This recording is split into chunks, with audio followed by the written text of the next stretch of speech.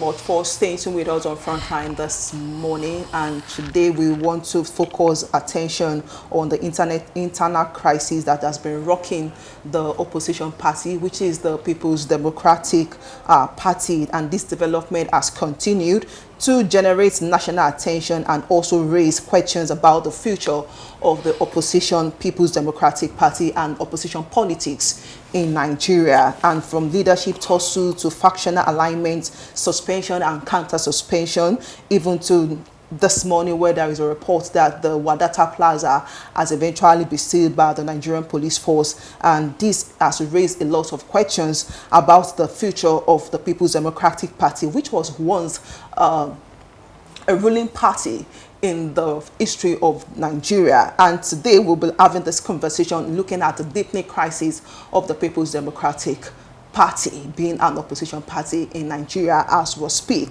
And joining us to have this conversation this morning is our in-house analyst, Amuda Musibodi. It's good to have you joining us again this morning. Thank you so much for having me.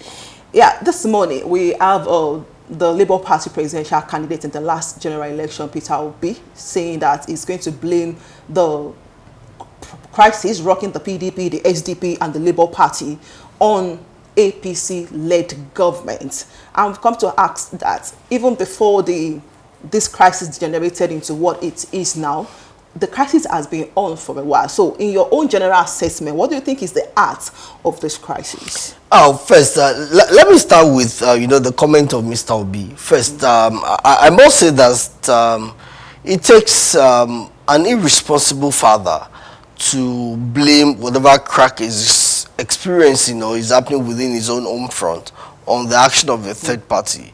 You should be able to take charge as much as possible, even if APC is trying to plant, stooges and soft legs in your party. Then it shows how irresponsible and how tactless and rudderless you are if you cannot take a hold of your party. So I think it's a case of not wanting to take responsibility when you say that APC is at the heart of it. Now, that is not to say that APC would not have a hand. It is a normal thing, okay, to want to outsmart the other, but then it behoves you to ensure that you are not outsmarted. Now, that said, the heart of the crisis within the opposition party, particularly the PDP, is just a case of the common aphorism that you cannot ride on the back of a tiger and not expect to end in its belly. In 2022, when Atiku Abubakar emerged as the presidential candidate of the PDP, some characters whom I've often referred to as the Jackson Five, the five governors, said that they were not going to support him, ably led by the man who is now, in fact, two men who are now at the center of it all. Samuel Ortom, the then governor of Benue State, Seyi Makinde of Oyo State, then Governor Nyesom Wike of Rivers, and of course, two others. Now, they were moving around and they were enjoying the fanfare. And of course, not only that, there were also some characters who said that they did not also believe in the presidential candidacy of, Atiku Abubakar. The likes of Bode George, okay, who also went ahead and declared that he was not going to support his own party's governorship candidate in the state, in person of, Jandor. And because according to him, Jandor did not do his bidding by picking his own preferred governorship candidate, which is, Badebo Roves Vivo, and he went to support the candidate of, the Labour Party in Lagos State for the governorship. Now, all these characters, a good number of them, except for the likes of, Bala, of Bauchi State, and some other couple of persons who stood. Okay, these persons who are now at the forefront of it were people who engage in serious anti-party activities in the build-up to 2023 election. Now, this is it.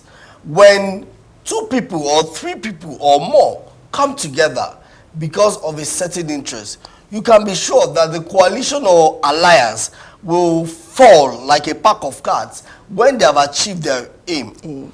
It's like you see two or three thieves coming together to say, oh, let's form an alliance so that we can rob this place. when they are done robbing that place, the problem now will be how to, you know, how to share the spoils. When they've been able to, after they had been able to ensure that Atiku Abubakar did not emerge, the question of who will control the heart of the party came up.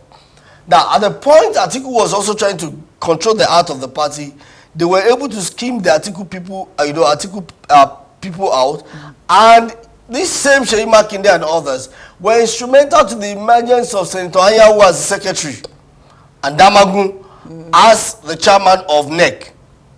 Now, it is these same people now who have also come to say, oh, Anyanwu can no longer be the scribe. And we have seen how it has panned out. So some of them, you know, are now, oh, we have, I call them PDP-A and PDP-B. We saw how PDP-B did their early dirty December in Ibadan, you know. The National Convention. They call it the National Convention, but I call it early dirty December, thanks to, you know, Leo Lainka. They had their early dirty December, because how do you call that the National Convention where there are different litigations? Yeah. Okay, there are three positions or court proclamations. One is a court judgment, which was gotten, which prohibited the conduction of that convention. And then there was the one, you know, what I would call a Bole Kaja ex parte order that was gotten in Oyo State here by Justice Omotosho, from Justice Omotosho, okay, an ex parte order that the convention should go on. And then a third one by Justice Ilya, who says also that the convention should not hold. Yet, they went ahead. The interesting part of it for me was that at that convention, the chairman of the organizing committee, Governor Fintiri of Adamawa State, said clearly that in view of the fact that there was no INEC presence, he does not feel that he can go on as the chairman, and then he was handing over the powers to the delegates. That speaks to you. And what does the PDP constitution itself state? It says that the delegates without power, that is delegate of a properly constituted convention, not one that is prohibited by law. So you cannot have delegates who do not constitute a properly constituted convention and call them a delegate. So at the heart of it, you will see that all these people are not fighting for the interests of the PDP. It is not because they love PDP. From Sule Lamido, who initiated the third case that brought about the last ex parte order, to Nyesom Wike, who is fighting tooth and nail to have the control of, you know, the Wadata Plaza, to Seyi Makinde, you know, who is also fighting tooth and nail. One thing is, there's a common denominator: power.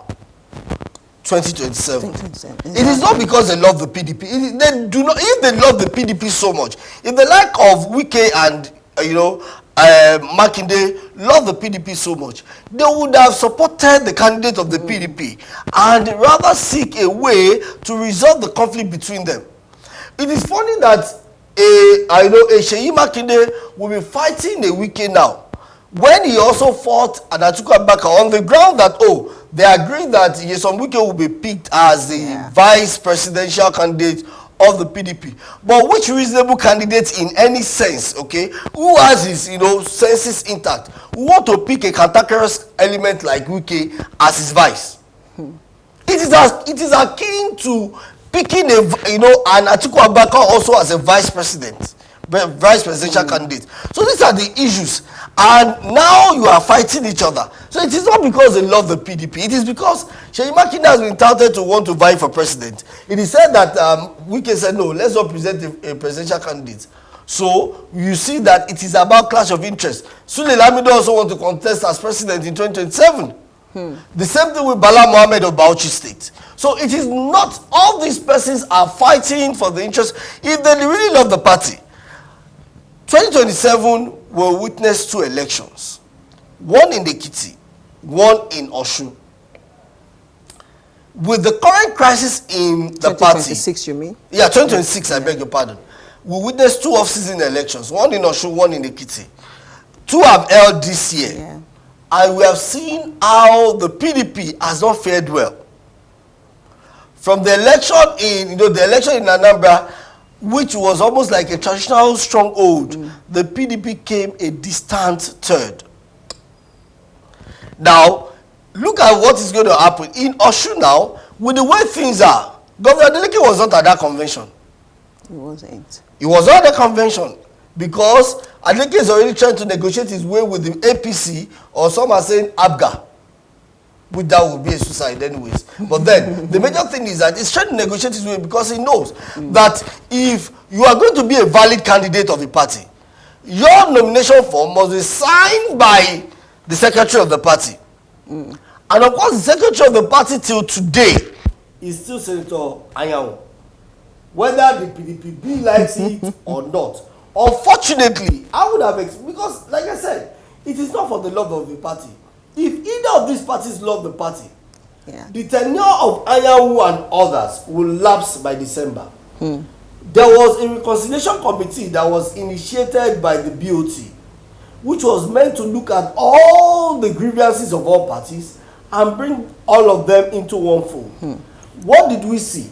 The reconciliation committee possibly has not finished its work, because even the chairman of that reconciliation committee, Mr. Bukola Saraki, you know, former governor of Kwara State and of course former Senate president, was on that same day at the book launch of, you know, Ayo Fayose. So we saw a situation where if you had a reconciliation committee that was meant to look at, you know, how to reconcile aggrieved parties within the party, they would have come up with a report, and you would have looked at, I would have expected that they would have looked at this report and said, okay, let's bring everybody together because election is around the corner, and so we can have a united front. But because it was a quest to wrestle power unnecessarily or discordantly, they felt the best way was to go ahead and, you know, cut the head. Now, this is the interesting part. Now, PDPB expelled people from PDPA. And of course, on Monday, I wasn't shocked that people from, on Tuesday, I was not shocked that people from PDPA also expelled some another suspect. So exactly. We've seen, you know, we have seen expulsion and counter-expulsion as well. Not going to be the last time. Okay, and I also want us to quickly touch down on the Wadata Plaza crisis too, because many Nigerians have been talking about it, that it seems like it is staged scenario that happened between PDP, let me borrow your word now, PDP A and PDP B, looking at what happened, the first entry into the Wadata Plaza, in which many Nigerians have been calling Wahala Plaza now. So let's quickly talk about what played out. And because to some people, it's a show of shame, having governors of states trying to gain entrance forcefully into the plaza. So what does this speak about the political space in Nigeria? Well, it tells you of how, you know, how absurd. It's a game of the absurd. And of course, it's a theater of the absurd. Let me put it that way. If you look at it, the Wike camp were already in the plaza. Yeah, they were. Before Bala Mohammed and his people came. And because they were governors, Bala and Sheyi were governors, they came with their own entourage. And they were able to overpower the police, you know, details there with their own effort and of course their own security details. And that's to tell you of how, you know, such a scene of the absurd Nigeria is. The same police under the same authority fighting, you know, different causes. They were able to gain entry, and they beat out those who belong to the Wiki camp. And as you would expect, those ones went for reinforcement. They came back with their own police again, and those governors had to leave. And people were tear-gassed out of that place. So it speaks to you about, you know, the kind of dimension or, you know, the kind of funny scenario that we have in this country. It's quite unfortunate, I must say, that what played out at Wadata Plaza could have been avoided. It could have been avoided because, one, I do not expect that either of the parties do not know that they were going to go for each other's jugular. But then, you know, it's a case of what has become now the common street parlance in Nigeria. You know, the Lafi Woweri parlance, you know. Exactly. So it's a case of, okay, we go, you know, for the jugular of each other. And that's what we have seen play out. The unfortunate thing is that now Wadata Plaza is under chains. It's funny. You need to see how a senior silk, a senior advocate of Nigeria, who was well, you know, ceremonially appointed as the chairman of PDPB, Mr. Tuko was bundled out by police officers out of Adata Plaza. It's a big shame. And I think we could have avoided this. Unfortunately, it's just unfortunate that some people are becoming pawns. The likes of Tuko, the likes of Bala Mohammed and Sule Lamido and others, these were persons who were shouting way back in 2022 that all the things that the like of Wike and Sheyi Makinde were doing was going to be counterproductive. Unfortunately, these people have also become pawns in this game, and it's just unfortunate that we can descend so low into that point. I feel strongly that the PDP may not be able to get its acts together until after the 2027 election. Because the quietness of some leaders who were once a beneficiary of this platform also breaks the heart of many people. Particularly, we have the likes of the former President Goodluck Jonathan, Olusegun Obasanjo, who have once contested on this platform. And many expectations are, why are these people quiet about this old crisis, and none of them is speaking about it or how to resolve this crisis, which has made it to be deepened as it is? Unfortunately, the only person that has a moral ground to speak to this matter is President Goodluck Jonathan, former President Goodluck. Obasanjo has no moral ground. For someone who came on TV and in a usual theater of the absurd, and of course in his usual theatrics, tore the membership of the party, what moral ground has he? Is it that he just experienced an epiphany, a party that you enjoyed, your candidacy under, and of course you lived larger than life? Okay, you spent 8 years, even installed your own crony. So, is it that character that would now say he wants to initiate a reconciliation? Aside him, we have others, just like you. Unfortunately, those who have the moral grounds are no more. The likes of Tony Aneni and others are not there any longer. Those who can say, who are you can call elder statesman. Do you refer to a Bode George as an elder statesman? Bode George is not an elder statesman. He's also a cantankerous element. So these people cannot resolve the problem of the party. Now, the only person who has a moral ground, like I said, is Goodluck Jonathan. But does he have that clout? Is he respected well enough within the party? No. So it creates a problem, really. Obasanjo is respected, but he does not have a moral ground to initiate such a reconciliation meeting. How do you declare, what we call a decree nisi in law, nullifying a marriage, okay, and then you say you are reconciling the differences between the man and the woman? You openly tore the ticket of the membership card of the party in public, in full glare of Nigerians, and now you want to come back and say, is it not you have sown the seed of discord already, and so now there is adversity, you can't come and say you want to negotiate. Of course, Nigerian politicians being, unfortunately being as shameless as they are, can do anything, and you may not be surprised if, he sticks his neck out. Okay, but of course, like I said, he's well respected within the party, no doubt. But the truth remains that he has no moral ground. He's the only one that is respected, that at least there is a living person that can, initiate such a reconciliation. But the question of the moral burden is there. Okay. Jonathan does not have that moral burden, but then he doesn't have the clout. Okay, I understand the moral justice part and the clout, but let's talk about the mass defection as well, because if you look at it's an exodus of defection that has happened in this year from PDP to APC, and it brings us back to the question that these PDP governors, lawmakers that are defected to APC have enjoyed this platform. So looking at this mass defection, so where's the place of loyalty? Fine, we know that politics, you have to fight dirty. You don't care whose ox is God. But in all of this, you've just mentioned Jonathan. But these other persons too have enjoyed a lot of benefit on this platform. So why the defection? Is it not talking about this one-party system? Is it not moving towards that direction? Is the political atmosphere not moving towards that direction already? You see, I'm always wary when we talk about the one-party system. I've always said this when, Bola Tinubu declared to contest for the election in 2022. And I said that historically, when a kingmaker becomes king, it does not bode well for the system. history is clear about it. You know, from Africa to Europe to, you know, the Americas to even Asia, we can point out histories of kingmakers who became king and how there was a proper state capture. And so some of us are not surprised that what we are seeing or about what we are seeing now. We already said that there was going to be a state capture because a kingmaker knows those things he needs to capture in the state. Now, that said, we must also be wary of this whole idea of, oh, you know, shouting or trumpeting one party state, because, again, it is up to the APC to say that they want to infiltrate other parties. But it is also up to those other parties to ensure that they are not infiltrated.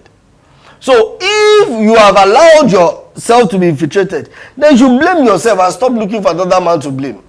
And that is my point. I feel that it is an act of irresponsibility when these parties don't want to take responsibility for their own failure to, you know, build a strong, or what I'll call a united front, but rather feels that what they should do is look for a way around it. I feel that it's a high sense of irresponsibility. Now, what can be done? Because we have seen these governors defecting.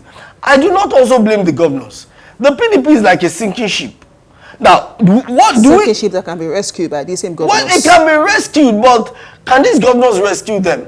I doubt it. Because these governors also shouted, some of them shouted in 2022. In the face of all of it that happened, Osun State was still able to deliver for Atiku Abubakar in 2023 election. So, Osun State was still able to deliver for Atiku Abubakar. So, what do you now tell someone like Adeleke and you tell him, okay, please stay with PDP, knowing full well that if he stays with the PDP and he contests under the PDP with these internal wranglings, there is a high possibility that what happened in Zamfara will happen to him, where he will win his election, no doubt, but then the court will declare that his nomination is null and void because his nomination form was not duly signed. So, the delegates election that saw him or come to power through the primaries was not a duly conducted one, and so he would have spent his time, spent money on the election, and he will lose the seat. So when those governors, if those governors are defecting, as much as possible, we must understand none of these governors are defecting. None of them is. Yes, I can't think of any. Okay, save for maybe Imba of Enugu State. Most of them are not first-time governors. So they had seen these all along, and they had shouted. We knew how Kefas of Taraba, for instance, was shouting. We knew how a good number of them kept shouting. So it is not, you will not expect them to stay in that sinking ship. Where it is obvious that the parties involved are not ready to sheath any sword, they are ready to fight dirty to the finish. So there is nothing, absolutely nothing they can do. The center like this, like that, or that popular, poem by I think it's not Robert Frost. The things fall apart. The center can no longer hold. The far corner can no longer hear the far corner. So it is expected that they would find their level. It's just a normal thing. If they stay in the party, there is a high chance that their attempt at seeking re-election will be a dangerous one.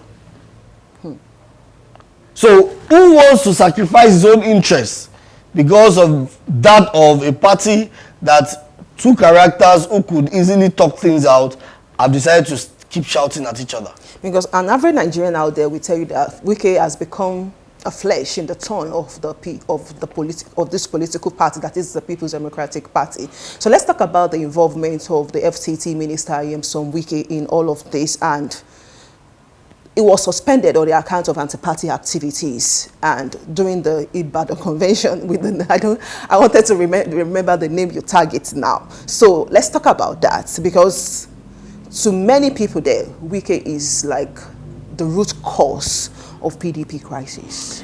You see, there's this interesting Yoruba proverb that says that when a flea has perched on the scrotum, one has to approach it with caution.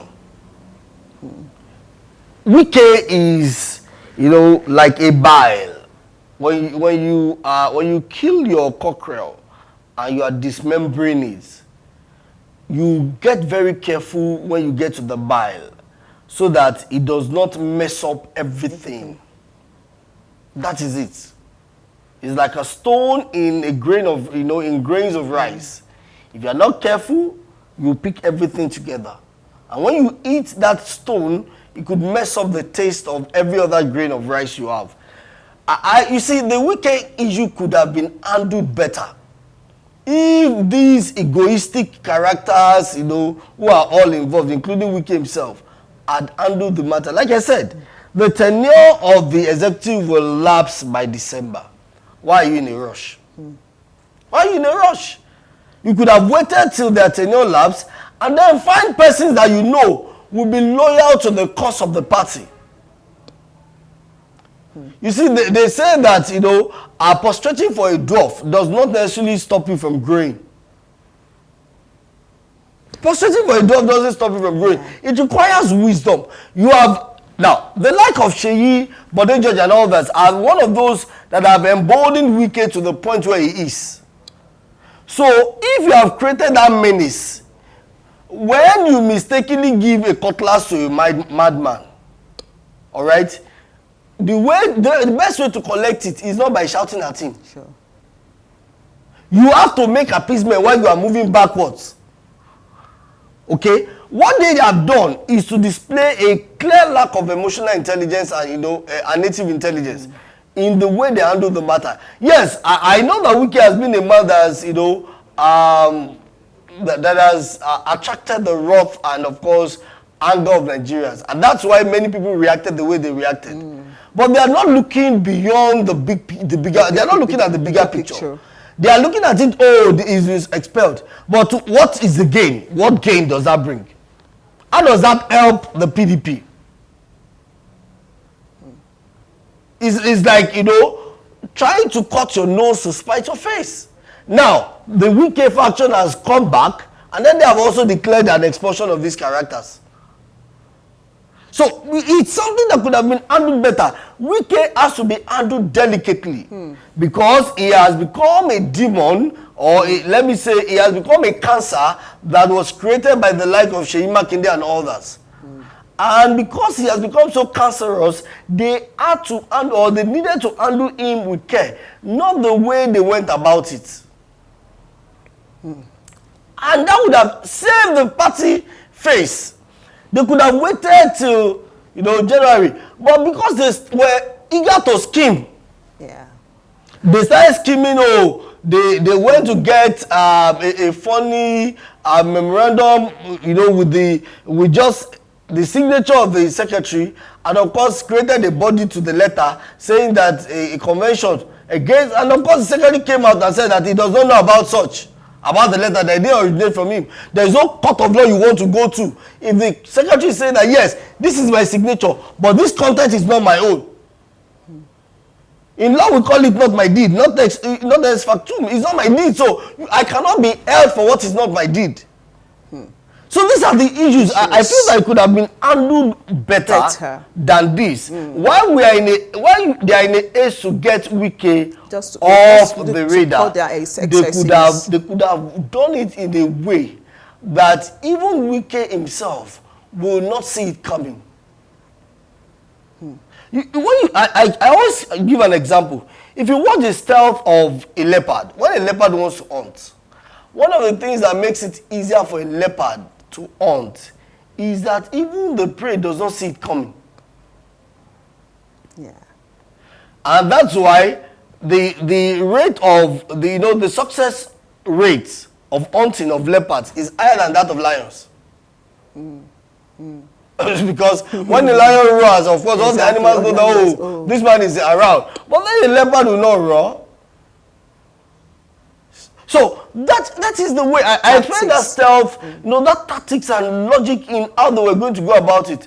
But unfortunately, they decided to go the gutter way, and here we are now. Yeah, here we are, and it's unfortunate that the ones ruling party of the Federal Republic of Nigeria it is what it is now. I think we have just few governors left in the party, and we are talking about 2027 election. It is important that this PDP crisis is maybe after an end should come to it. The Wadata Plaza has been sealed, and without that, we know there cannot be any administrative duties carried out by this People's Democratic Party. So we look forward to some kind of negotiation, consultations to ensure that this whole crisis comes to an end. Once again, I want to say a big thank you to our guest on the show this morning, Amuda Musubodi, for your time on the show. We'll see you again tomorrow by God's grace. Until then, let's have sport updates with Adibola Adeleke.